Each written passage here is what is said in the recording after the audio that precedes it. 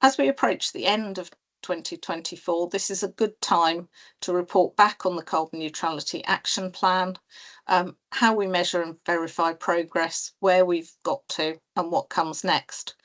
With us this evening, we have Catriona Cockburn from Energise South Downs to talk about future energy landscapes, and Stuart Mills from Winchester Action on the Climate Crisis on the Community Solar Support Scheme. But I will start by handing over to Alex Eburn and Catty Schiller from our sustainability team to talk about the City Council's work and progress towards a cleaner, greener district. Over to you, Alex. Thank you, Councillor Lerny. I'll actually just start with Catty, who's going to be introducing the first section. Hi, good evening, everyone. Thank you very much, Councillor Lerny. My name's Catty Schiller. I'm the Sustainability Programme Manager at Winchester City Council. My colleague Alex Eburn, the Sustainability Manager, and I will be providing you with an update on our work towards carbon neutrality and being a cleaner, greener district. I just want to give you an idea of what we'll be covering. First of all, we'll give you a small introduction to set the scene with a bit of strategic context. We'll then be providing an update on the council progress in relation to our climate targets and showcase a great short film. We will then provide you more information on our council organisational missions, and then I'll be handing over to Alex to talk about district emissions and finally looking forward, so a journey to 2030.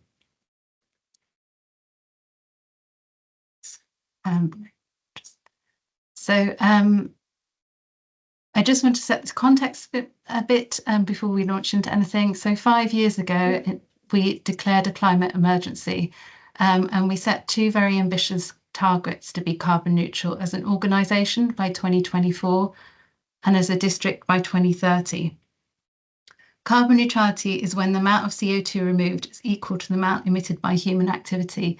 And in order to be able to drive this forward, we developed a carbon neutrality action plan. This is currently on our website if you want to view it in greater detail. What this enabled us to do was really focus our efforts and prioritise actions based on the 5 following pathways. The first 2 really focus on avoiding and reducing carbon emissions, more specifically around energy consumption and cutting transport carbon emissions. We then looking to increase our reliance on renewable low carbon energy generation and decrease our reliance on grid electricity. And finally, we're looking at ways that we can capture carbon and store it through our nature and support the creation of local carbon credits.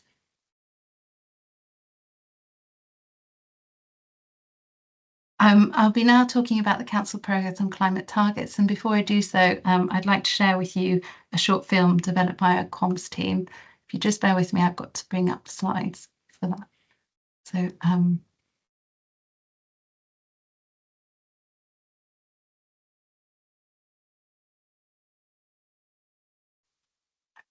I'm hoping you can see a film now. I'm going to press play.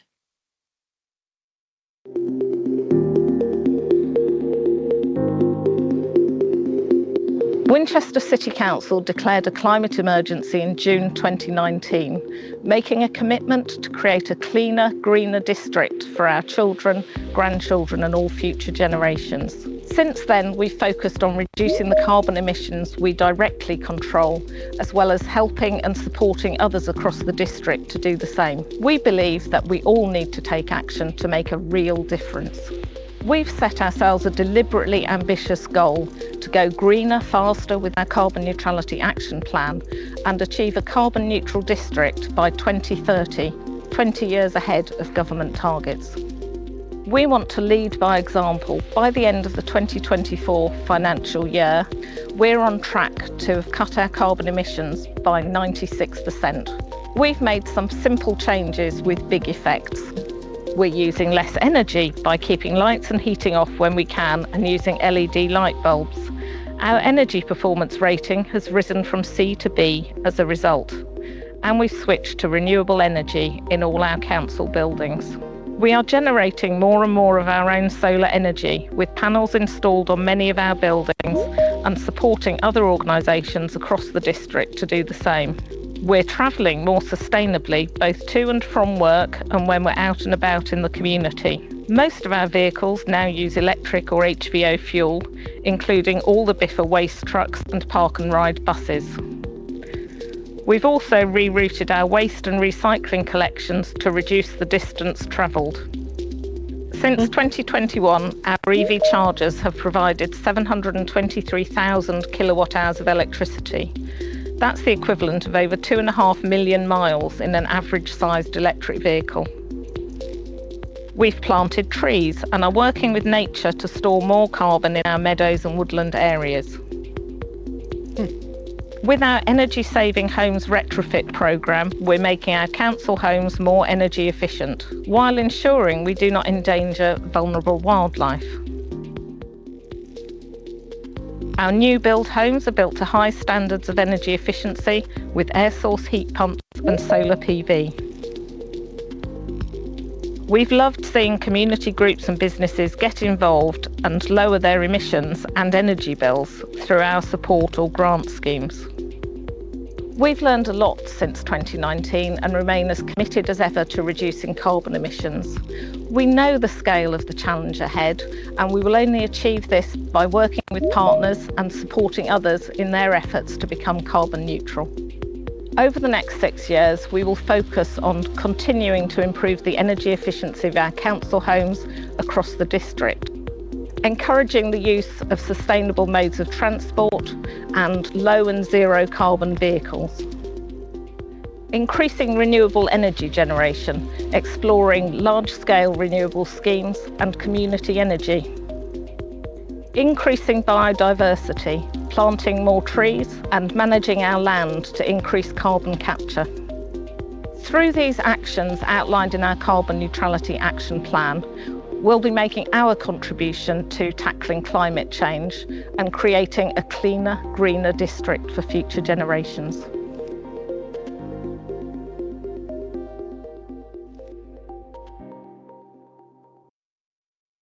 Thank you. I'm now going to bring back up the slides. I hope you all enjoyed and learnt some useful, interesting facts from the film that we showed you. I'll now cover council emissions in a bit more detail. So our organisational emissions. Tackling climate emergency is an overarching priority for the council, and we've embedded this in our corporate plan. This means that all staff, management team, as well as members, have had a role to play and have helped drive forward and made significant progress in reducing our carbon emissions since declaring a climate emergency. We have project that our emissions 24-25 will see a 96% reduction in emissions within our direct control. That's scopes 1 and 2, which I'll talk to you in a bit more detail in the next slide, and a 40% reduction in emissions within our indirect influence called scope 3, and that's compared to our 23-24 carbon footprint year.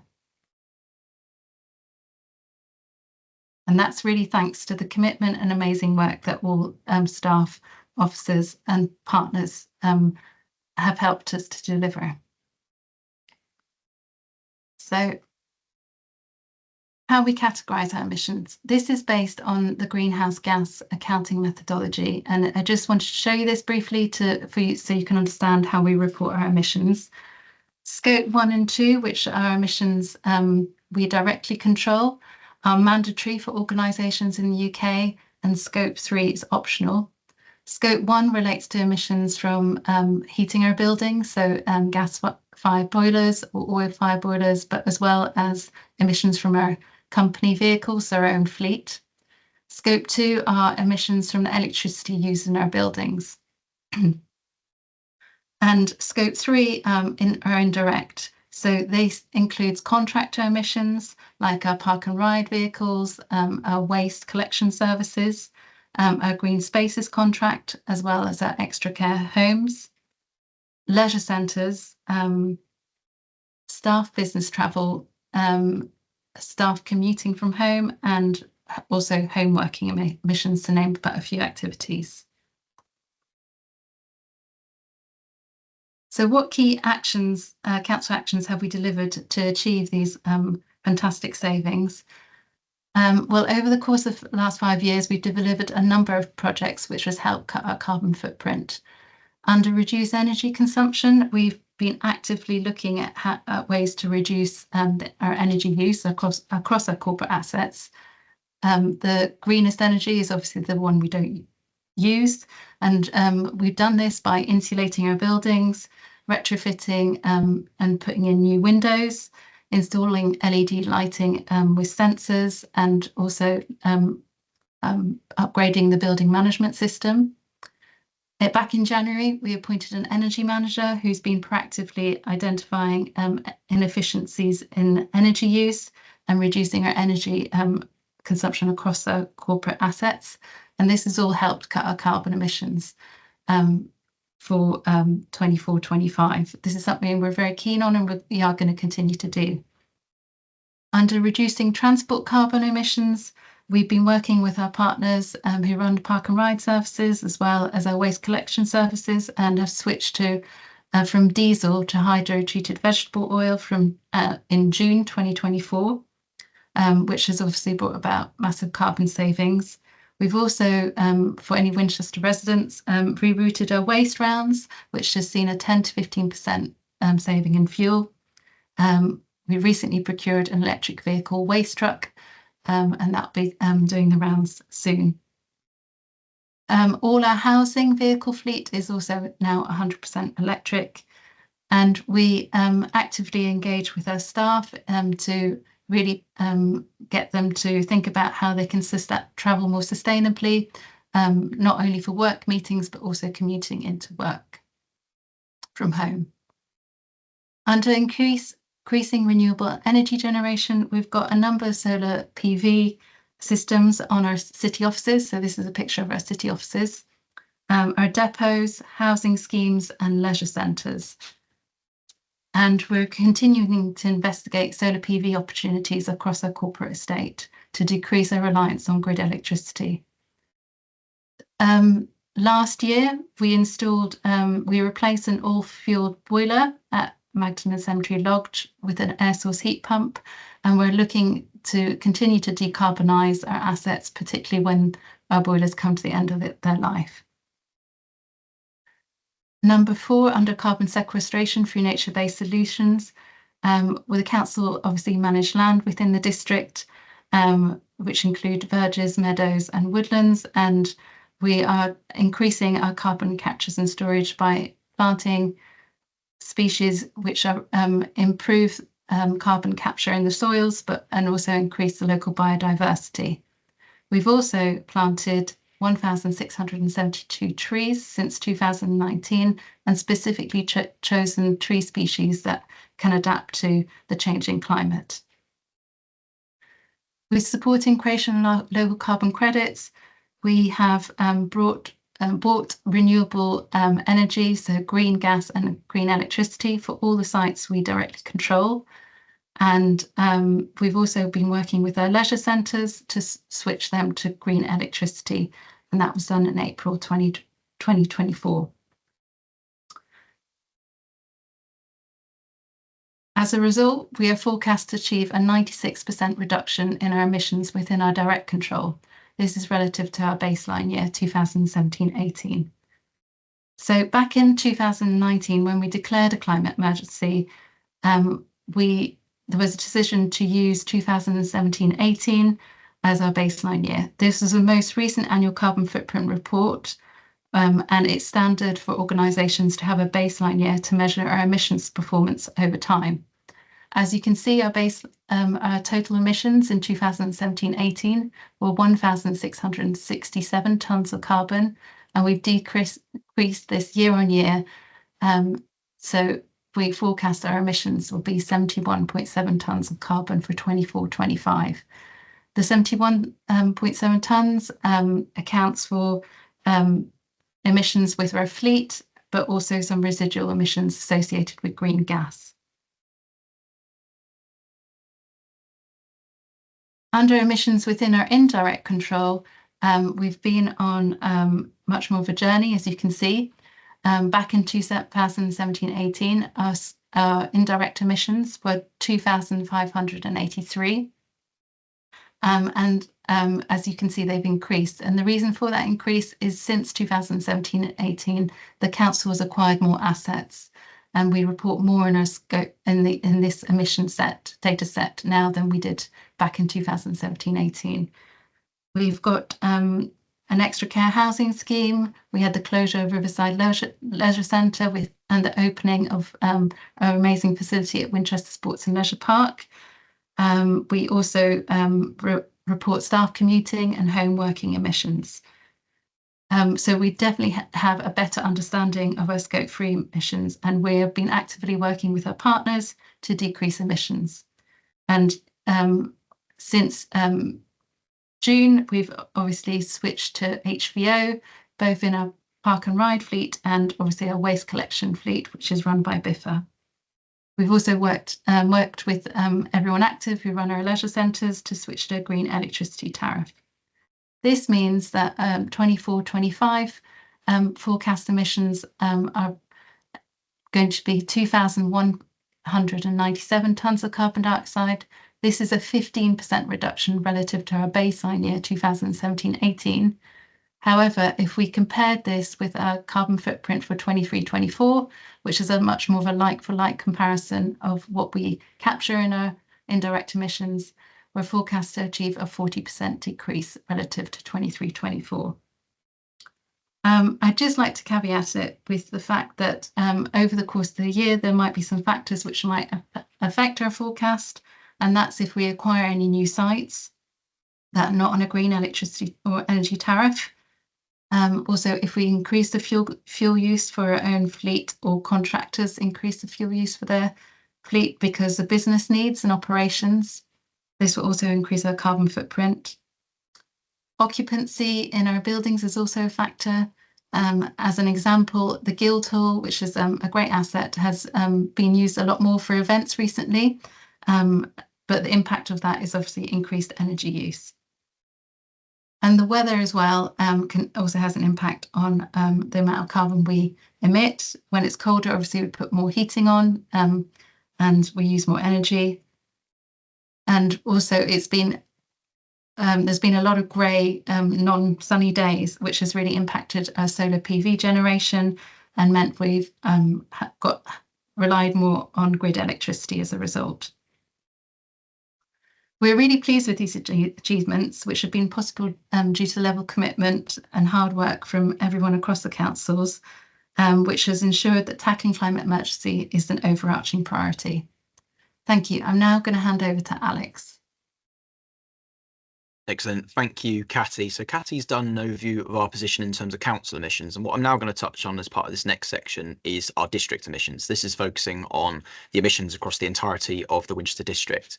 So on the next slide, we have a graph of district emissions, and this graph sets out what the annual greenhouse gas emissions have been for the Winchester district over the period of 2017 to 2022. Now, the data that's presented on this graph, it comes from the government's Department for Energy Security and Net Zero, and they compile this data for every local authority in the UK on an annual basis. You'll notice the data stops at 2022, and that's because that's the most recent data set. As you can expect, the actual work required to calculate emissions on an annual basis for each local authority is quite a significant undertaking. So the government produces data basically 2 years in arrears. So our latest data set is 2022. And just to highlight some of the key trends in this data set, the latest emissions for 2022 show that we are currently producing 786 kilotons of carbon dioxide each year. That's 786,000 tonnes of carbon dioxide across the Winchester district.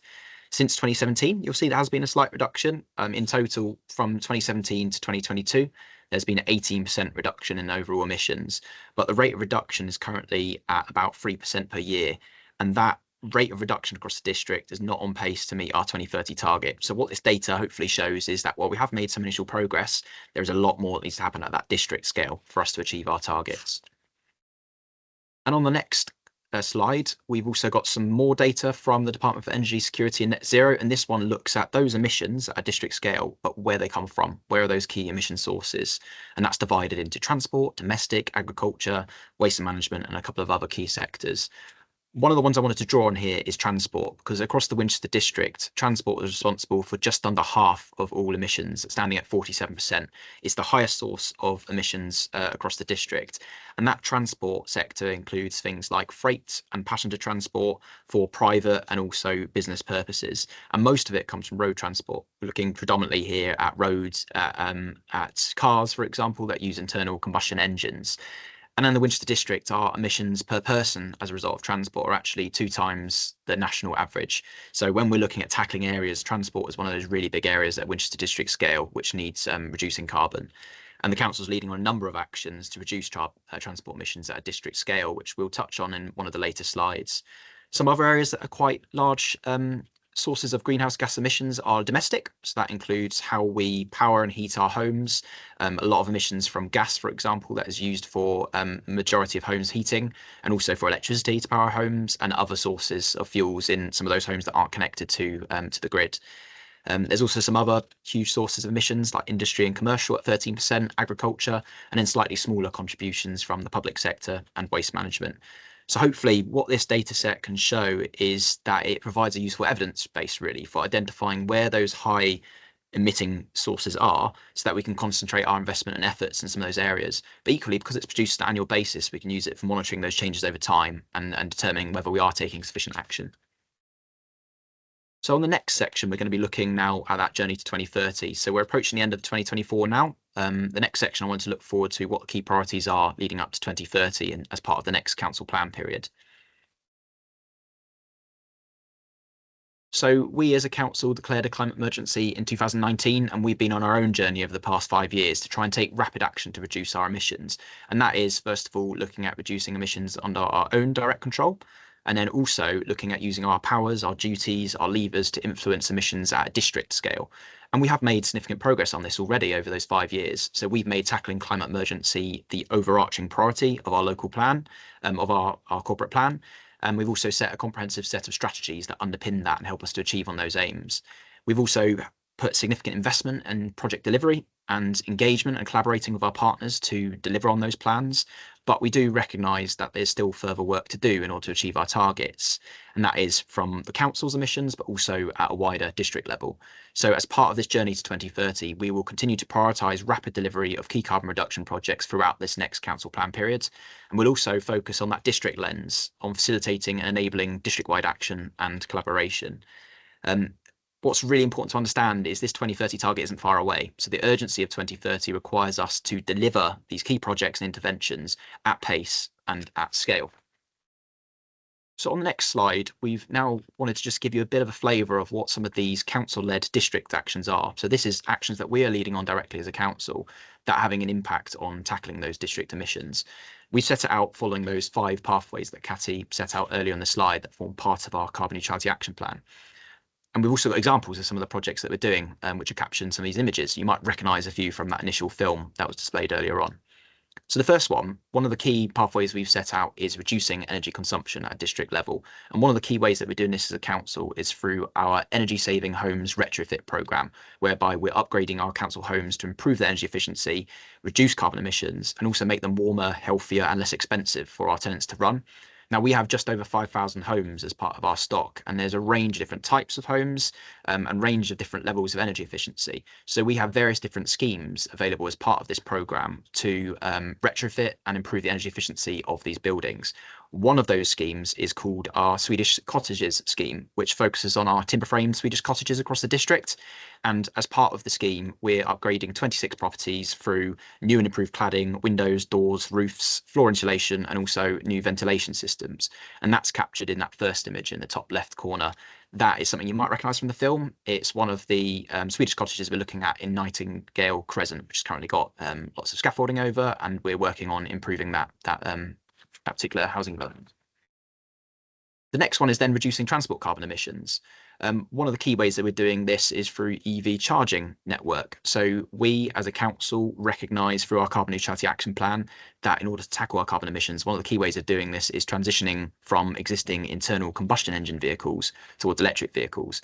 But the uptake of electric vehicles is contingent upon users having the necessary infrastructure in place to charge them that's convenient and accessible and low cost. So the council has recognised its role in facilitating this and helping to plug the demand, and has led on the installation of 35 electric vehicle charging points across the district. Now, those 35 electric vehicle charging points supply 723,000 kilowatt hours of electricity each year. Since 2021, and that's equivalent to about 2.5 million miles travelled. So it's a way of us as a council contributing towards decarbonising transport emissions at a district scale. And the other image there you might see is a street light, and we are currently working with Hampshire County Council to participate in a pilot whereby we're using these existing street light columns for EV charging points. And this image is taken from Hyde in Winchester, where there's 22 street lighting columns that have been modified for EV charging. EV charging is a key part of it, but it's not the only part, and we recognise as a council through our carbon neutrality action plan that we also need to reduce our overall travel, and we also need to shift our journeys onto low carbon modes, and that includes public transport and active travel, so cycling, walking and wheeling. And there's various other initiatives that won't go into massive detail here, but our local cycling and walking infrastructure plan that we're developing, which is identifying those key areas for improvements for cycling and walking to enable that as a key mode of travel. And also our local transport plan, which we work on with Hampshire County Council, which is all about providing people in the district with choice of high quality, low carbon travel options. And we also have a sustainable travel officer that we have sat within our team, who is available to support for businesses, communities and workplaces to really encourage their staff to travel more sustainably. The third pathway is around increasing renewable energy generation, and we, as Catty set out, have done quite a lot of work on our own council assets to increase our solar installations. We have 1,500 panels installed in our buildings, and that's generating 500,000 kilowatt hours of electricity annually. But we also work at a wider district level to enable other organisations to install solar PV. That's through our community solar support scheme, which we have Stu today, who's going to be talking about his role in leading on that on behalf of WINAC. We also have our Solar for Business scheme, which our colleagues in our economy team are leading on. And what they're doing is working with businesses to identify opportunities to install solar on their buildings at no cost, and then looking at selling that electricity back to them at a discounted price. It's another model for enabling businesses to install solar PV on their assets. And also we have various different grant schemes, whether it be our Go Greener Faster scheme, UK Shared Prosperity Fund. All of these are enabling green actions to take place, and we've enabled the installation of several solar assets through these grant schemes. One of which is shown here with the nice blue solar PV and the blue doors. This is the Grattan Trust Pavilion, whereby we gave a £7,500 grant to enable them to install 50 panels on their rooftop. Just to touch on the final two, carbon sequestration through nature-based solutions. As a district, we currently have about 44.6 kilotons of carbon dioxide, which is sequestered each year across the district. And we as a council are researching opportunities for increasing carbon removal across this area. We've looked at some of our own assets to identify where best we can increase carbon sequestration, and we're now considering a pipeline of projects to actually increase carbon sequestration, whether it be through tree planting, whether it be through habitat restoration or transitioning habitats to more carbon sequestering habitats, and also things like grassland creation and grassland management. And this is an image here just shown in the bottom there of St Faith's Meadow Nature Reserve, which sequesters about 3 tons of carbon dioxide each year through its grassland. And the final one is then supporting the creation of local carbon credits within the Winchester district. And we awarded funding to the South Downs National Park to support with their Renature project, which is aimed at trying to generate carbon credits from projects that within the South Downs National Park and focus on nature-based solutions which improve the health of local ecosystems and also generate that carbon removal. So the next slide is really trying to capture how best as a council we can influence these carbon reductions at a district level. Within the UK's net zero strategy, the government does recognise that up to about 82% of UK emissions are within the scope of influence of local authorities. So as a local authority, we understand that significant role that we can play in tackling the climate emergency. And in particular, there's 4 key levers that we set out within our carbon neutrality action plan. The first one is delivery. we have significant buildings and land, and we can play a role investing in projects and programs directly to deliver on carbon reduction. And one example is our large-scale renewables program, whereby we're working on identifying potential sites for utility-scale renewables, but also an opportunity for us to invest as a council in these schemes to achieve community benefit and also generate income. The other one is collaborate. So we really understand the need for collaboration, that all individuals, organisations play a role in tackling the climate emergency. And also that scale of change that will be required will only be possible through collaboration. So there's various different ways that we're collaborating with key partners on this, and that's whether it be through our WeCan, which is the Winchester Climate Action Network, which was established in 2021 with support and funding from the council, or the Greener Futures Partnership, which we recently set up, which is about connecting businesses and organisations together across the district, focusing on the climate emergency, nature emergency, and also achieving green economic development and seizing that opportunity for green growth. Just to touch on the final two, enable. We have a significant role in creating and implementing strategies and policies as a council. There's a number of key strategies that we're delivering on, which help us to achieve on our aims of reducing carbon emissions. That could be our green economic development strategy, our new emerging local plan, which has various ambitious policies in it to ensure that development over the future in which the district is developed in a climate-friendly, sustainable way. And also a new strategy which is emerging, which is our local area energy plan, which is all about identifying how and where key low carbon technologies need to be deployed across the district in order to transition our local energy system towards carbon neutrality. And the final one is then promoting and informing, and that could be through our communications, our campaigns, our events and workshops. An example we've got here, which Stuart will talk about shortly after, is the Community Solar Support Scheme. So on the next slide, this is just really to highlight that we do recognise that all stakeholders play a key role in achieving Carbon Neutrality Action Plan and our carbon neutral aims, and effective collaboration is really at the heart of achieving our carbon neutrality target. And the purpose of this slide is to highlight that there are a range of key partners across various different sectors who are involved in this, and we engage with partners through a variety of different channels and partnerships. This isn't extensive, doesn't include absolutely every partner we work with, but hopefully it just captures some of the key partners and sectors that we're working across. And on the final slide, just wanted to highlight some of the support that we provide to help others to tackle the climate emergency at a district scale, one of which is grants. Since 2019, we've calculated that we've awarded just under £500,000 of grant funding towards projects and groups across the Winchester district that are delivering on green interventions. And that's not-for-profit groups and businesses. And we do have a range of grants that are available. So you can find out further information on our website as they come available. And also support for businesses is a key one. We have lots of support currently available from our economy team.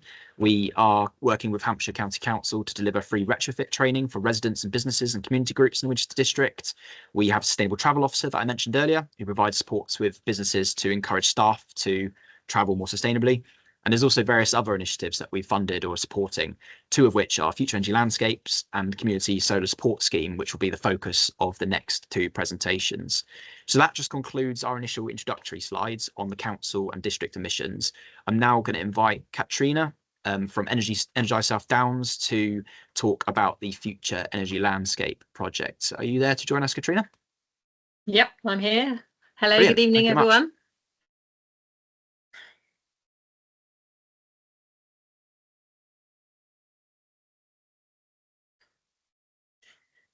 Thank you. That's all very exciting, Alex. It's so great to hear what you're doing. Thank you for asking me to talk tonight about the Future Energy Landscapes project. If you go on to the next slide, please.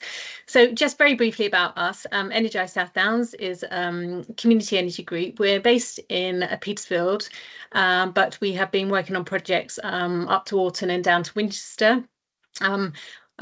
We set up in July 2022, and just because I felt that I was a founding member of Petersfield Climate Action Network, and I felt there was a gap with community energy and looking at the larger scale renewable energy projects and carrying them out through community energy.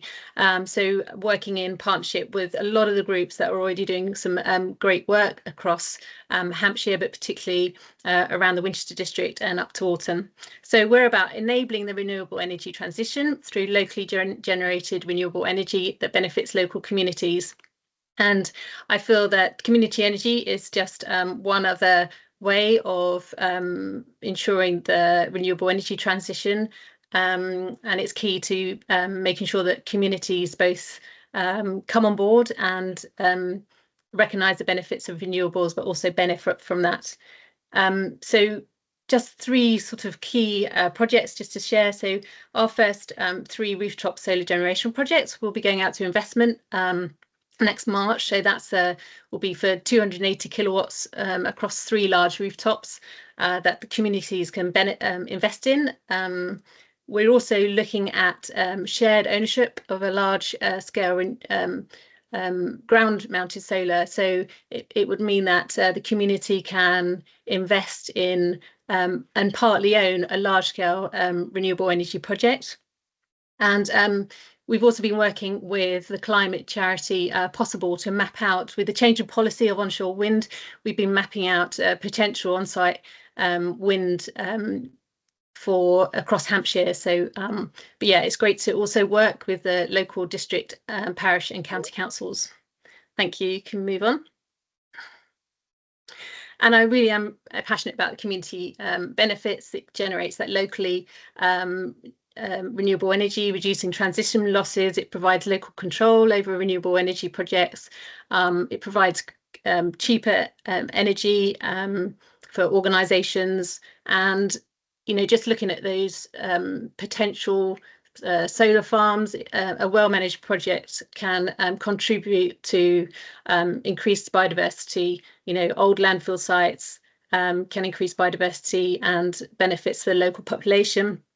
And just to say, in 2021, the community energy sector raised 21.5 million for investment for new projects across the UK.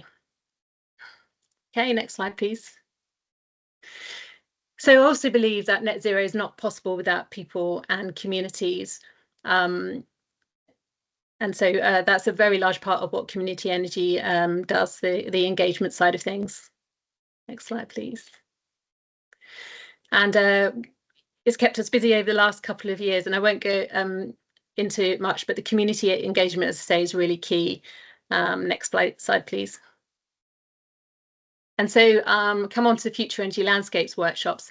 This actually came from the Centre of Sustainable Energy in Bristol. And we found when we were reaching out to communities that a lot of communities, particularly rural communities, they're on oil, they want to move over to renewables, that don't really know where to start.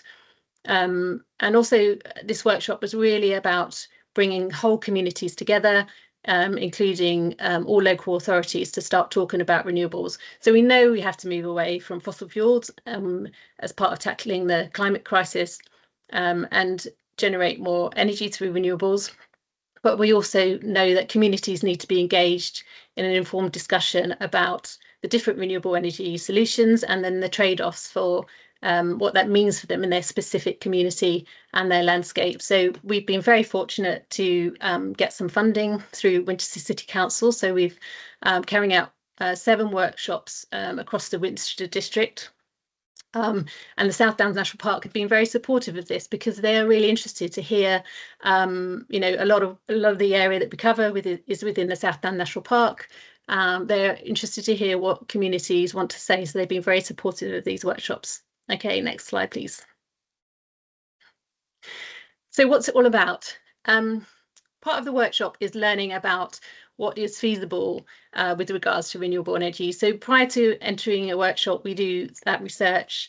We look at what is potentially feasible, and we use the current data that's out there.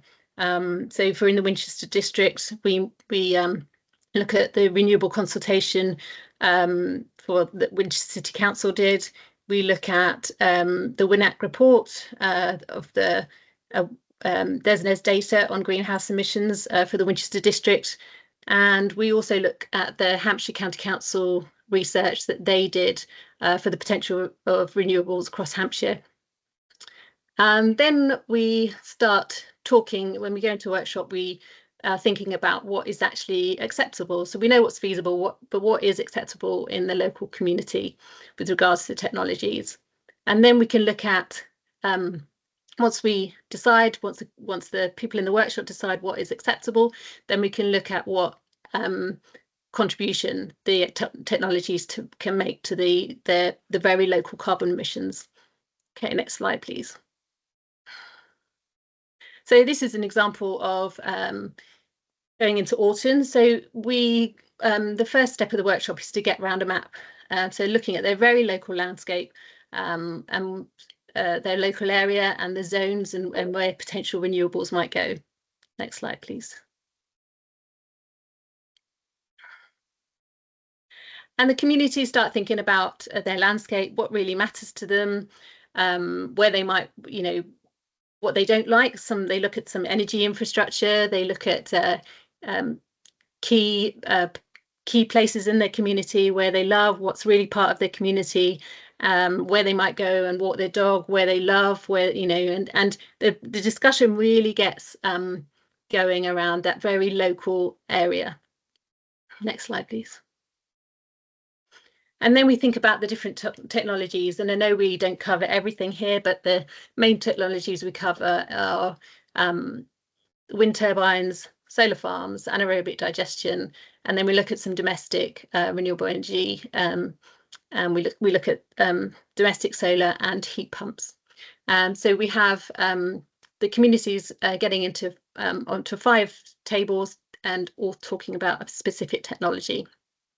And that's around a map. So they you know, talking about and it does create quite a lot of debate. So there might be a landowner in the room who just is very against any renewables. They feel that the land should be used for growing food only. But then someone else in the room said, well, actually, what about that bit of land by the B road? Nothing can be grown on there. So, you know, it starts a really nice discussion and debate about things. And someone might say, well, I just hate the look of windmills and wind turbines. And someone said, well, we'll be looking at a windmill for forever. Why wouldn't we want a wind turbine? So next slide, please. So once we get onto tables, we kind of encourage the discussion. How do you feel about the technology? How much of it would you like to see in your local landscape? Where could it go? Who might it affect? And how realistic is any of this conversation? Next slide, please. So the season workbook it was set up through the Centre of Sustainable Energy, and so this is uploaded with the very local emissions data prior to us going into the room. So that's all loaded up, and then the communities have discussed, you know, maybe would like 3 medium wind turbines, or they'd like 1 small solar farm, or we don't want any anaerobic digestion technology. So once they've decided, we start putting this into the tool, and the tool is very visual. So it will show what the original emissions were, and once we've put in some renewable technologies, how that changes the current emissions with moving to renewables. Next slide, please. And after that, we do touch on reducing energy demand, because we talk about how important it is actually to reduce demand and be energy efficient. But yeah, we just do touch on that. Next slide, please. So we piloted the workshop twice. And so we've tweaked it a little bit. I know South Wonston, Barbara's on the call today, they had a workshop with the Centre of Sustainable Energy. So I went to see how the process worked there. And now we've carried out 6, or carrying out our 7th workshop. We'll get around 30 to 50 people. Our next workshop, we've got 70 in the community coming. And we usually have a representative from the parish and district and county council. The South Down National Park has been along to the workshop, so it's a really good time to have those discussions. Just some initial feedback. 90% agree that the workshop influenced their perception of renewable energy in a positive way. 95% agree the conversation about renewables was useful to have as a community. And then there's some really nice quotes. It gives me hope that we can do something as a community. The workshop made me believe our parish could do something that before I thought was impossible. It's vital that we discuss these issues as a community, because it seems that change will happen at grassroots level. And the majority of the workshops have been very, very positive, and it's just really good to hear how people feel about renewables, for communities to have those discussions together. Next slide, please.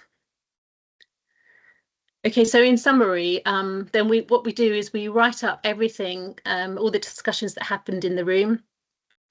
So just basic summary and reports, because obviously there's only 30 to 40 people in the room, which is still, you know, a small population of the community. So the aim is then to send out the report to as many people as possible outside of the room. And within that report, it's a survey. So we say, this is what happened in the room. What do you think? So that we can get a larger, some more information from the larger population. And I know South Wonston have had great success with that, getting more information from the larger population. And just really that the conversation is, you know, having that debate and that discussion, it really dispels some of the, we're able to dispel some of the myths out there. And yeah, and depending on which community we go into, some communities it's a real start of a conversation.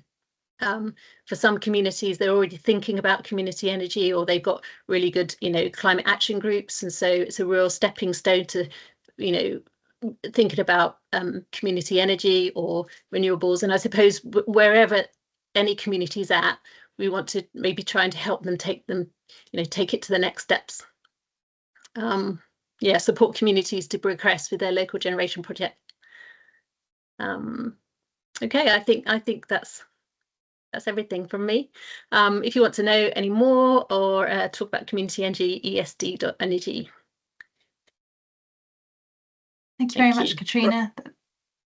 Yeah, thank you, Catriona. I know that you need to rush off, but if there are any questions that can't be answered by other people on this call, then we'll pass them on to you. Hopefully we can get a response that way. Thank you. And Stu Mills, who's about to talk, knows it pretty much inside out as well, because he's been he's been an amazing facilitator and support to us. All right. Thank you very much, Catriona, and enjoy the rest of your evening. Thank you.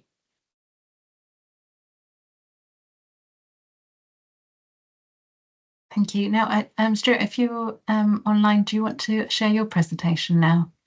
Absolutely. Thank you, Catty. Yeah, let me just share my screen.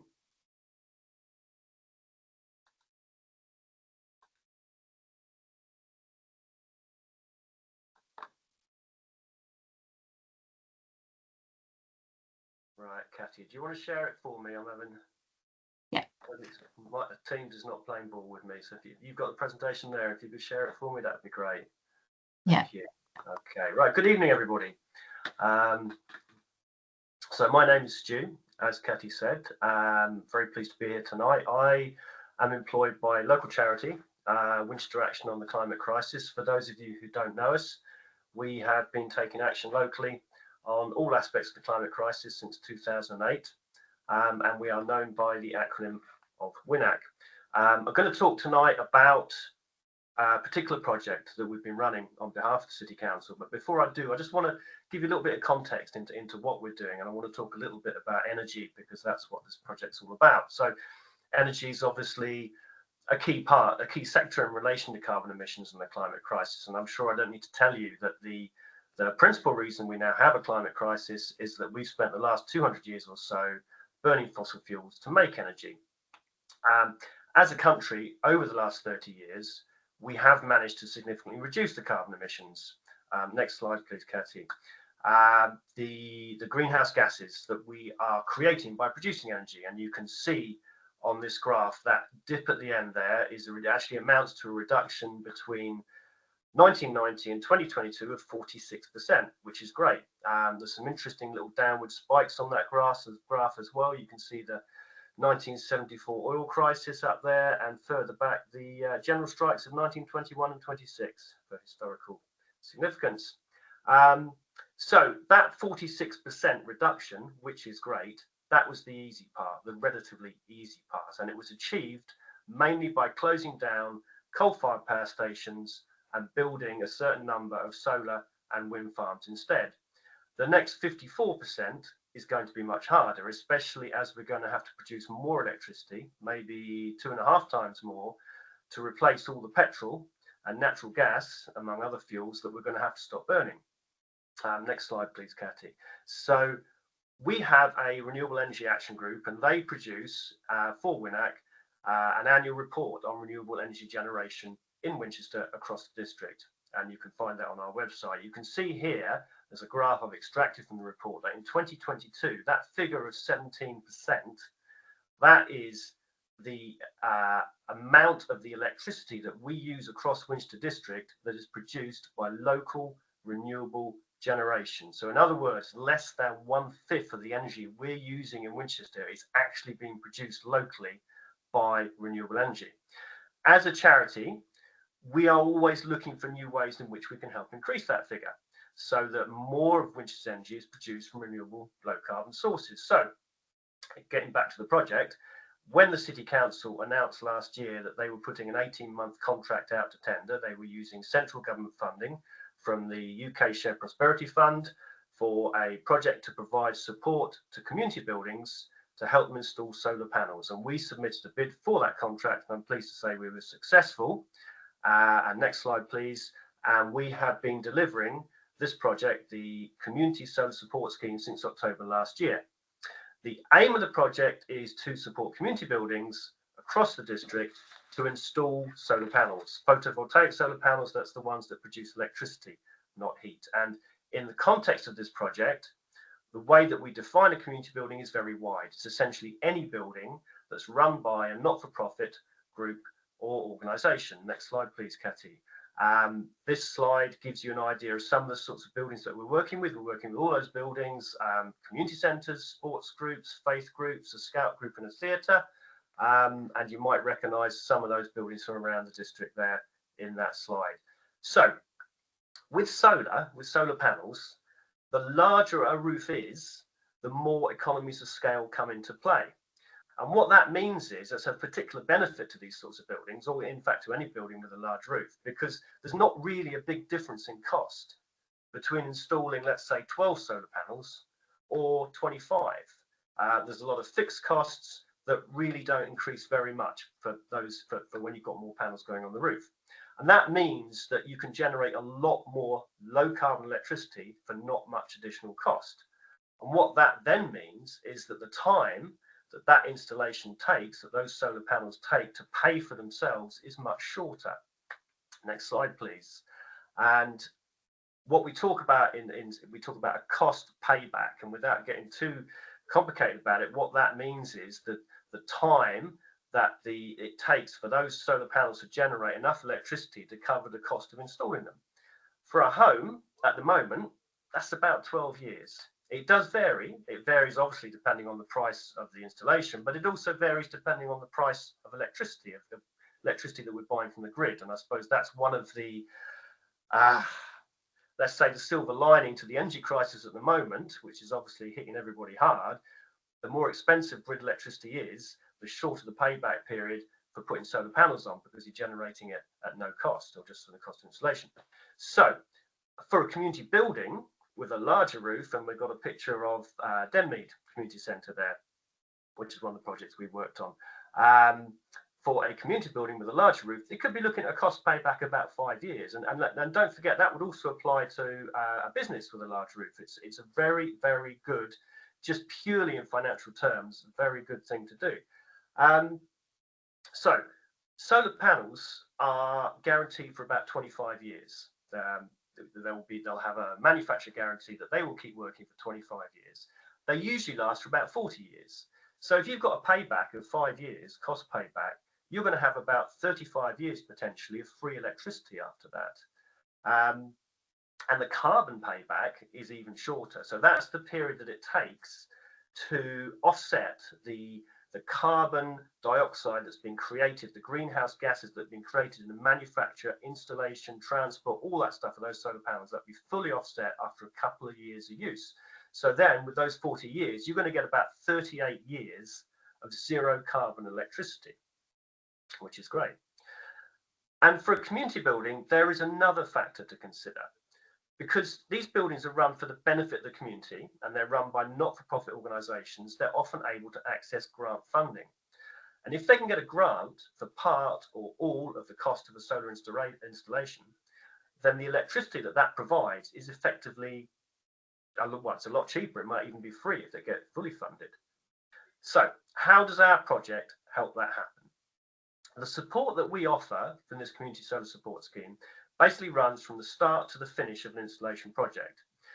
Organisations that run community buildings, they can usually see the obvious benefits of installing solar panels, but they often don't have much understanding of the process or some of the more technical aspects. Many of these organisations are run by volunteers, many are accountable to a wider membership, and they want to be sure they're doing the right thing. So what we can do, as well as give them information, we can give them confidence. And we start by explaining to the managers of those buildings how the technology works, how solar panels work, what might be the best option for a particular building, for their building. Next slide, Katie, please. And we start by providing them with a basic feasibility study. We've got some software that can generate this, and it calculates or estimates the figures that for electricity production and how much electricity could be used by the building. We advise them on battery storage. You can see here, that is a mock-up of, again, that is Denmead Community Centre. Next slide, please. And we can see from the next slide, there's a lot of figures there, which don't worry too much about them, but there's some key figures on there, which is that you've got 52 panels. So that system we looked at just now that Denmead have got, that there's 52 panels. That will generate electricity that they can use of 13,500 kilowatt hours in normal speed. That's a unit of electricity. So 13,500 units of electricity, that would save them about £3,000 a year. That's how much that electricity would cost if they bought it from the grid, £3,000. And you can also see up there 3.7 tons of carbon saved. So we give them that feasibility outline, and that gives them some reassurance of the benefits of what they're going to do. We help them develop a fundraising plan, and we point them towards suitable local and national funding schemes. Next slide, please, Katie. And we help them write the funding applications. We help them compile the documents and the evidence they need to support the applications. We provide them with a template tender document. So when they're going out to get quotes for installers, we make sure those quotes are consistent. They're for consistent size of system, so they're easily comparable. We help them assess the quotes. We encourage them to get alternative quotes for ethically sourced solar panels. We advise them on aspects like VAT liability. For example, from February this year, energy efficiency measures on charitable buildings, which is an HMRC term that would apply to pretty much any community building, are VAT free. There is no VAT to pay on solar panels, heat pumps, insulation, any of that for a community building. We give them advice around planning issues, insurance and roof structure. Incidentally, on planning, if the building is not a listed building, if it's not in a conservation area, then it should usually be permitted development to put solar panels on the roof. In other words, the building managers won't need to apply for planning permission, given certain caveats around about how the panels are placed. And again, we give them advice on that. When the installation has been completed, we help advise them on any issues or problems, and we help them understand how to export any spare electricity back to the grid, which they can also get paid for. Next slide, please, Katie. So going back to the benefits of a solar installation, I think it's really important to remember these organisations are run by and also often owned by the local community. So the benefits flow to that local community. Any savings that they make in energy costs allow those community buildings to use that saved resource to improve their buildings and so benefit their local communities. Talked earlier on about carbon emissions reduction. Obviously, they are producing their own low carbon electricity. It's used locally, it's greening the local energy supply, and it's reducing their carbon footprint and the carbon footprint of the community as a whole. It's also very good for the local supply chain, the people who are installing these panels. It provides work for that sector, the local renewable energy sector, and it also very effectively provides visible testimonials of their work, which can be seen by local residents. Just touch on energy security. So if they've got a solar installation, if they may also have some batteries, then they're protected. They're protected against potential energy shortages or power cuts. They're protected against future increases in energy prices, which is obviously, particularly now, very uncertain. And the other side of installing solar panels on a building is I think we find it encourages those building managers to look at how else they can reduce their energy use and reduce their carbon emissions of how they're using that building. So by reducing the heat loss from the building, by decarbonising their heating system, Building fabric and heating system improvements don't form part of this project, but I can also direct organisations towards sources of funding, professional advice around that. And at least 2 of the buildings I'm working with are now obtaining full building energy audits, which will help them identify exactly how they can do that. So the main contractual output for the project is for 4 community buildings to have completed solar installations by the end of March next year. That's when the project completes. To date, we have given support and advice to a total of 26 community buildings. 9 of those have so far obtained funding successfully. Next slide, please. Of those 9, 5 so far have had their installations completed. That one on the top left, I think we've already seen in the video and the slides earlier, the Grattan Pavilion in Sutton, Scotland. We've got Denby Community Centre up there, Eastern Village Hall, the Jubilee Hall in Bishop's Waltham, and also in Sutton, Scotland, Victoria Hall. So spread out all around the district, different types of buildings, different communities. Next slide, please. And also to provide an example of how solar can help in practice, we've written up a couple of case studies. We've put them on our website. This is one of Itchen Abbas and Abington Village Hall. They had 36 panels installed last year. That was before this project started. And over that year, they saved about 600 quid. But that figure's fairly low because they were very fortunate enough to still be on a low price energy supply contract that was fixed before the current energy crisis. When that contract ends, their electricity price is going to go up and their savings will also increase. They reckon to about £1,500 a year. They also went on to replace their fossil fuel boiler with a low carbon heating system, and they installed a fairly unusual open loop water source heat pump that extracts heat from the water that flows underground next to the building that comes from the nearby River Itchen. And in fact, as a result of that, they came in 3rd place this year at the National Energy Efficiency Awards in the Renewable Heat Project of the Year category. A very well-deserved recognition of all the hard work put in by their chair, who I think is on the call tonight, Christopher Langford. Well done, Christopher. And that leads me on to another benefit of this project. So these community buildings act as a very visible exemplar of renewable energy generation. It normalises decarbonisation for the local community, and it also acts as encouragement for the people who use the building and for local residents to think about putting solar panels on themselves. And on that last point, I'm going to go back to that figure I had at the beginning of just 17% of the electricity currently being used in Winchester District being produced by local renewable generation. Next slide, please, Catty. So yeah, 17%. So to go any way towards filling that gap of 83% is going to need a serious amount of renewable energy infrastructure. Don't want to blind you with gigawatt hour figures, but just bear with me. That gap of 83% in energy terms is 500 gigawatt hours a year. That's how much extra we need to produce every year to fulfill the electricity that we are using now in Winchester. And to give that some context, you might recognise, well, you won't have seen it from this angle, but that is the solar farm at 3 Maze Hill, just off the A34, just north of Winchester. That solar farm produces about 25 gigawatt hours a year. So to fill that 500 gigawatt hour gap, we're going to need another 20 solar farms that size within the district if we were doing it just with solar. Now, obviously, the solar systems that are going onto these community buildings, they won't do a huge amount to meet that demand, but they will help in 2 very important ways. And as I said before, they will act as encouragement to others to do the same, especially if the benefits are documented and communicated widely, which we will do. And they will also help normalise renewable energy production.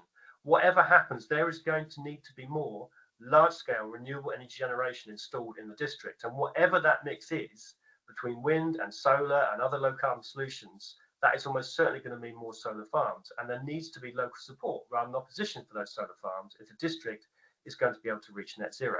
So as well as directly benefiting local community organisations, I believe that this project also helps pave the way for the much bigger task of decarbonising electricity generation across Winchester District. Next slide, please, Catty.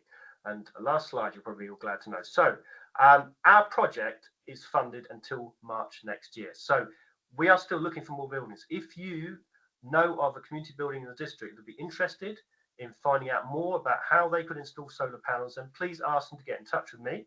That's the email address you can get me on, or just search for those 3 words online, WINAC Community Solar. That will bring up our website and that will bring up a contact to me. Thank you very much.